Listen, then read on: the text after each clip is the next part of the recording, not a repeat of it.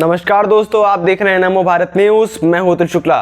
दोस्तों, बंगाल में हिंदुओं के हित में या फिर आम जनता के हित में कार्य करने से आपको कितनी बड़ी सजा मिल सकती है, शायद इसका अंदाजा आपको नहीं है। और आज मैं आपको इसी के बारे में बताऊंगा कि किस प्रकार से वहां के राज्यपाल, जिन्होंने ममता का विरोध किया था, कैसे अब टीएमसी उनके खिलाफ साजिश रच रही है। दोस्तों, नमो भारत न्यूज ने आपको कुछ दिन पहले बंगाल पर एक रिपोर्ट दी थी कि किस प्रकार अब बंगाल में सीबीआई का डंडा चल रहा है और टीएमसी के मंत्री जो कि नारदा स्कैम में दोषी पाए गए थे और उनके ऊपर नारदा स्कैम में धन लेने के आरोप थे, उनके ऊपर सीबीआई ने मुकदमा दर्ज करके उन्हें सलाखों के पीछे डाल दिया था। जिसके बाद बंग दादी दीदी ने बहुत तमाशा किया था बंगाल में, लेकिन उसका कोई फायदा नहीं हुआ और वहां की हाई कोर्ट ने भी उन मंत्रियों की रिहाई पर रोक लगा दी थी। और उससे पहले भी हमने पूरी बंगाल हिंसा के ऊपर चप्पे चप्पे की रिपोर्ट तैयार करके आपको अवगत कराया था कि किस प्रकार से बंगाल के अंदर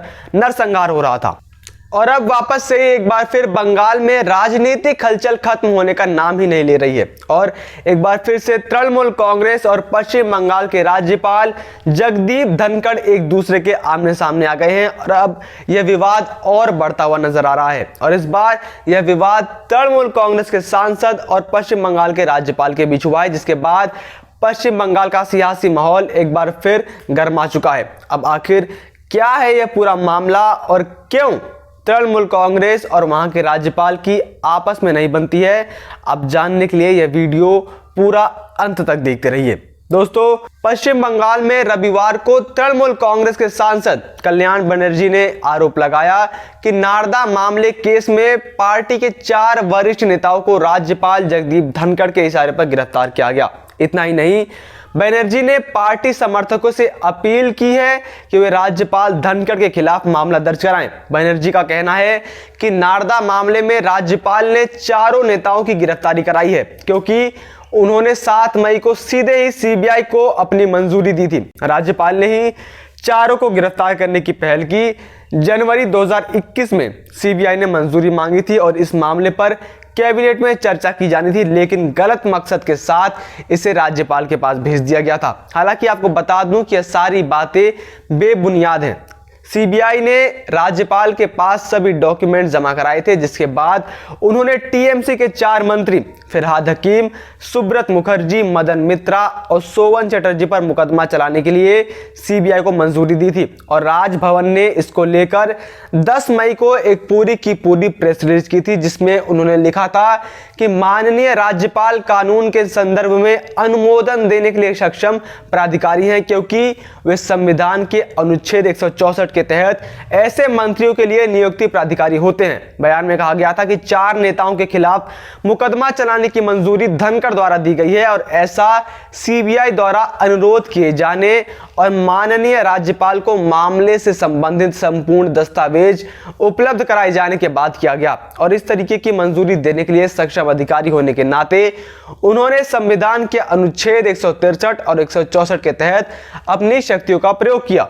ऐसे में कल्याण बनर्जी बेमतलब का राजनीतिक शोर मचा रहे हैं और अपने पार्टी के 4 नेताओं को, जिसमें से 2 मंत्री के पद पर हैं, उन्हें छुड़ाने का प्रयास कर रहे हैं और कुछ नहीं। जिसके बाद राज्यपाल जगदीप धनखड़ ने इसके ऊपर प्रतिक्रिया देते हुए कहा कि वो सांसद कल्याण बनर्जी की ऐसी टिप्पणियों से स्तब्ध है।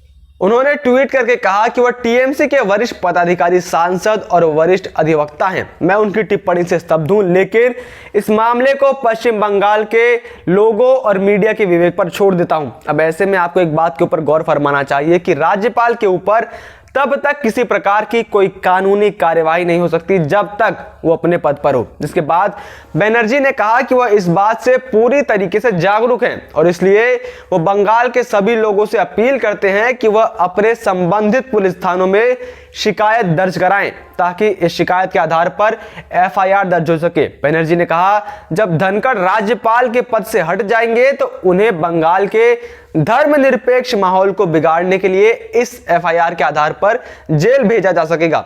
सांसद ने आरोप लगाया कि राज्यपाल राज्य के विभिन्न हिस्सों में जाकर भड़काऊ संदेश दे रहे हैं और हिंसा भड़का रहे हैं। अब आपको यहां पर टीएमसी की कार्यनीति समझनी चाहिए। इस तरीके के बयान देकर कल्याण बनर्जी ने टीएमसी की कार्यशैली को उजागर कर दिया है। आपको मालूम ही है कि कैसे टीएमसी ने सबसे पहले बंगाल के चुनाव जीतने के बाद बंगाल के अंदर भाजपा कार्यकर्ताओं का नरसंहार शुरू करवा दिया था, क्योंकि वो टीएमसी के विरुद्ध कार्य कर रहे थे और बीजेपी को सपोर्ट कर रहे थे। ठीक उसी प्रकार का हाल अब टीएमसी राज्यपाल जगदीप धनखड़ का भी करना चाहती है, क्योंकि राज्यपाल जगदीप धनखड़ शुरू से ही ममता द्वारा हो रहे अत्याचारों के खिलाफ बंगाल में आवाज उठाते हुए आए थे। और जब टीएमसी के गुंडों ने बंगाल में बीजेपी और हिंदुओं के साथ नरसंहार किया, तब राज्यपाल जगदीप धनखड़ ही पीड़ित लोगों से मुलाकात करने गए थे और उन्हें दिलासा दिया था, जिसे टीएमसी के सांसद कल्याण बनर्जी लोगों को भड़काना कहते हैं। मतलब जिस बंगाल में सरेआम 4-5 दिन तक हिंदुओं का नरसंहार हुआ हो, वो राज्य धर्मनिरपेक्ष, और जो राज्यपाल पीड़ितों से मिलने जाए वो भड़काऊ। और कल्याण बनर्जी बंगाल को धर्मनिरपेक्ष बात बता रहे हैं, जिन्होंने खुद जनवरी में एक ऐसा बयान दिया था जो मुझे बोलने में भी लज्जा रही है। लेकिन अब उनके झूठ का पोल खोलने के लिए तो आपको बताना ही पड़ेगा। गौर मतलब है कि जनवरी में कल्याण बनर्जी ने पश्चिम बंगाल में एक चुनावी रैली को संबोधित करते हुए कहा था कि सीताराम के पास जाकर बोली कि मेरा सौभाग्य था कि रावण ने मेरा हरण किया। अगर आपके चेलों ने मेरा हरण किया होता तो मेरा हाल यूपी के हाथरस जैसा हो जाता। वैसा तो किसी धर्म को लेकर ही इस तरीके का बयान शोभा नहीं देते, लेकिन सवाल यह है कि क्या कल्याण बनर्जी या टीएमसी का कोई और नेता इस्लाम को लेकर इस तरीके का बयान दे सकता है?